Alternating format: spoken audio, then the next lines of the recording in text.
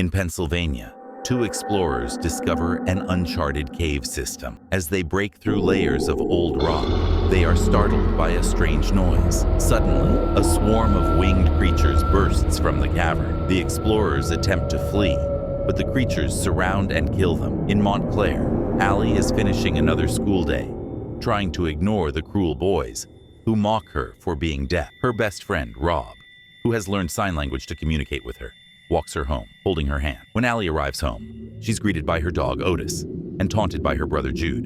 Her mother, Kelly, scolds her for being late, but also teases her about her relationship with Rob. Suddenly, Otis starts barking, his hair standing on end, as if sensing danger. That night, Allie notices helicopters flying overhead and smoke in the distance. She finds her grandmother, Lynn, smoking despite her weak lungs, and promises not to tell Kelly. Later, Allie reflects on the car accident 3 years ago that caused her hearing loss and took the lives of her paternal grandparents. She feels her parents suffered the most from the loss. Before bed, Allie checks a message from Rob, which includes a video of mysterious flying creatures in the night sky. Her father, Hugh, interrupts her, teasing her about Rob. As she prepares to sleep, Otis remains tense. In the middle of the night, Kelly wakes Allie and brings her to the living room, where the family and Hugh's best friend, Glenn, are watching the news. Reports indicate that many U.S. cities are under attack, and the danger is rapidly spreading. Initially, it is believed to be a terrorist attack, but soon, the true nature of the threat becomes apparent. Head to protect the family. They quickly leave the area, tensions high, and continue their journey toward Glenn's cabin. As they drive through the smoke-covered city, they witness scenes of chaos and destruction. The family remains silent, understanding that noise attracts the deadly creatures. They pass through subway tunnels where they see people trapped inside a stopped train, desperately trying to keep quiet. In one heartbreaking moment, a baby starts crying, and the passengers attempt to force the mother and child out. The mother, refusing to abandon her baby, leaves the train. As they walk through the tunnel in silence, the baby drops her pacifier and cries again. The creatures swiftly attack, and the passengers on the train watch helplessly as the mother and child are killed. Meanwhile, Allie receives a message from Rob on her tablet explaining that his family has decided to follow the authorities' advice and stay home. The radio continues to report catastrophic death tolls, spreading fear and uncertainty. The family stops at a gas station to gather supplies. Allie takes Otis out for a walk, but Otis starts barking at an armed man who demands their car. Hugh is ready to comply and hand over the keys, but Glenn swiftly shoots the man to protect them. They quickly flee the scene and resume their journey toward the safety of the remote cabin. Upon arriving at Glenn's cabin, they find it stocked with supplies and fortify it as best they can. Glenn sets up noise traps around the perimeter to alert them of any approaching creatures. The family adapts to a routine of silence and vigilance, communicating through sign language and gestures to avoid making noise. Over time, Allie and Rob manage to exchange messages, providing comfort and support to each other. They learn about the military's ongoing battle against the creatures, but victories are scarce and hard-fought. As the days pass, the family faces numerous close calls with the creatures, but manages to survive by staying silent and hidden. They hear about a potential safe zone established by the government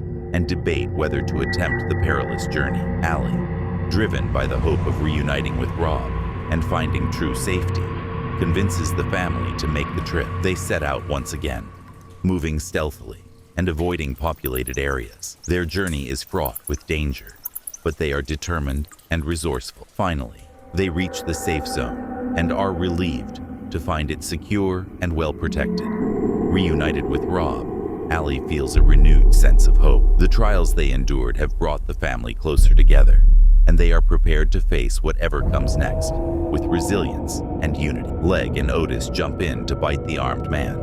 Glenn quickly takes the man's weapon, and the family speeds away in their cars, not caring about the man's fate. The tension and fear become too much for Jude, prompting him to switch cars and ride with his parents. Allie continues to follow the news on her tablet and learns that the creatures have been named Vesps, derived from the Spanish word for wasps, due to their swarming behavior. Suddenly, Hugh slams on the brakes to avoid a collision, just in time. The road ahead is clogged with traffic, so they decide to go off-road, away from civilization. They cross a gate and drive down an isolated path, while the radio lists the states under attack. On her tablet, Allie sees horrifying images of the ongoing tragedies across the country. After several hours of driving, Glenn calls the others from his car, saying the road ahead is blocked and he needs to clear it. As he gets out, deer suddenly dart from the woods, causing Glenn to swerve and crash his car, which rolls down a hill and lands on its roof, trapping Glenn inside. Hugh rushes to help, but cannot open the door, and Glenn's leg is stuck, preventing him from being pulled out through the window. Kelly tries calling 911, but no one answers. Hugh attempts to pry open the door with a tool, but fails. Realizing the dire situation, Glenn asks Hugh to hand him his guns. Once armed, Glenn tells the family to leave without him. Hugh hesitates, promising to return with help. The family gets back in the car, but Otis starts barking. Allie notices his hair standing up and remembers the no noise warning, urging her dad to turn off the engine. Unfortunately, it's too late, and a vesp crashes into the car window. Otis barks louder, attracting more vesps that slam against the windows.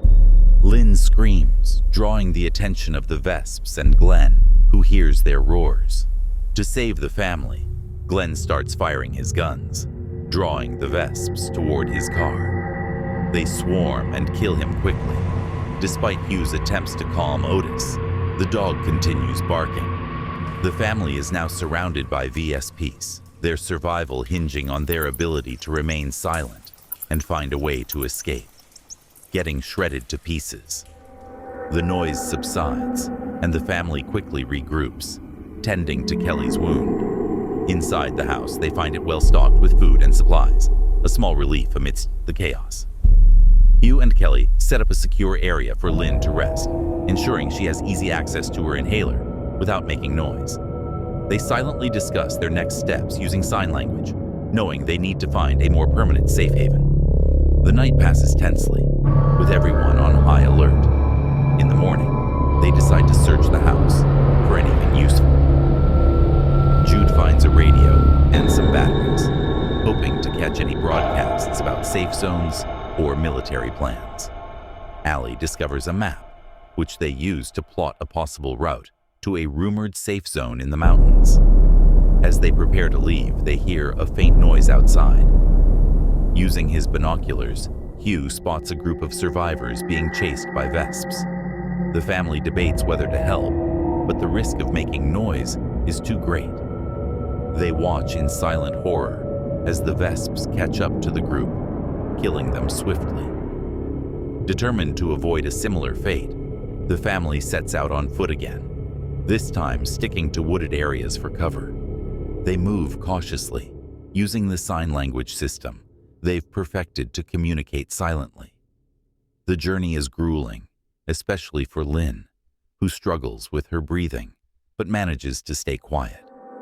After several days, they reach the edge of the mountains. Exhausted but hopeful, they decide to rest before attempting the final leg of their journey. Hugh takes the opportunity to apologize to Allie again for Otis, explaining that it was the hardest decision he ever had to make. Allie, though heartbroken, understands and forgives him. The family continues their trek, and finally, they spot the safe zone in the distance. Encouraged, they push on, but their path is blocked by a river. They find a narrow bridge and carefully cross it one by one. Just as Lynn is about to cross, a vesp appears, drawn by the sound of the rushing water. Hugh distracts the vesp by throwing rocks into the water, giving Lynn enough time to cross safely. The family makes it to the other side and finally reaches the safe zone, a fortified camp where survivors are being protected by the military. Reunited with Rob, Allie feels a sense of relief and hope. The family has survived unimaginable horrors, but their bond is stronger than ever. They know they'll face more challenges ahead, but they are ready to face them together, resilient and united. The family watches in horror as Kelly is immediately killed by the Vests.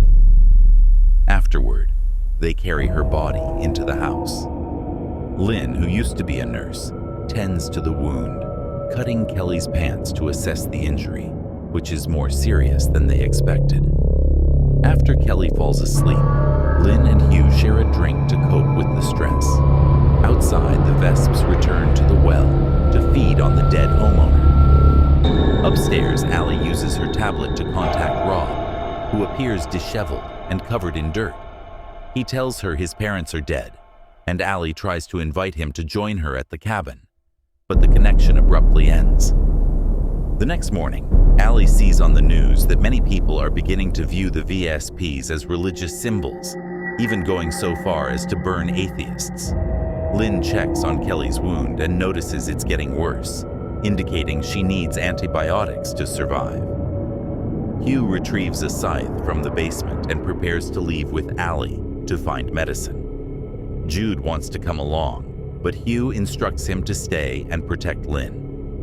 Hugh and Allie carefully open the front gate, just enough to slip through without triggering the bell. Hugh secures the door to the ground to avoid making noise, and the duo cautiously leaves through the narrow gap. They see many Vesps flying around, but ignore them as they head to the nearest town. Along the way, they encounter dead bodies with wounds indicating human violence. Suddenly, the phones around the girl and the one on the window start ringing, attracting Vesps that crash against the windows. Hugh quickly